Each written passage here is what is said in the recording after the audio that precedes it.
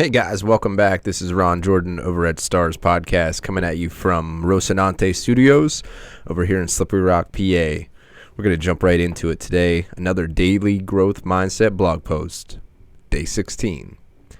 Inner circle health. A barometer check happened this week, and I had some stuff that needed to be taken care of in my inner circle. The health was declining because I wasn't distributing correctly. I was carrying something that needed a shed. While it is valuable to challenge each other in relationships, it is not necessary all the time. There can be agreements and we don't have to be devil's advocate constantly. That's just annoying, I have come to find out. I've been too critical of my inner circle lately. Too much. The consistency in being like that began to form resentment and a feeling of not being part of the team anymore. This type of bacteria in relationships needs a vaccine, stat. This cannot happen. My intentions are never to belittle or take superiority, but rather, my aim is to make us all better and provoke thoughts.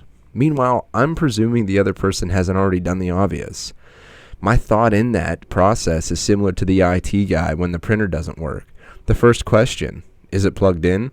To which we reply, of course it's, but we never finish because we hung up the phone as a result of the printer being plugged in. Or being unplugged, rather. I'm learning that challenging each other in relationships needs to be with a purpose. It cannot be a broad stroke strategy. I also need to be thoughtful about nurturing. Nurturing to me is about making sure my inner circle feels accepted and loved. They need to be part of the team, integral somehow. They need a place. My job as part of that team is something I'm still trying to navigate. Sometimes I feel like it's my duty to find that thing for them.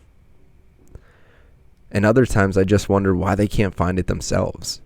However, I'm reminded why I need patience. If I just stop for a moment and realize how fortunate I am. If you're reading this or listening to this, just think how fortunate we all are to be alive. We're still here. For what? I don't know, maybe just to be. Maybe this is just our reality to screw off from another dimension, or maybe it's, another time around in this meat suit to be that tycoon. Our world is malleable, but without our inner circle, what does it all matter for? If not to share our experience in the company of our most loved people, do we enjoy anything fully?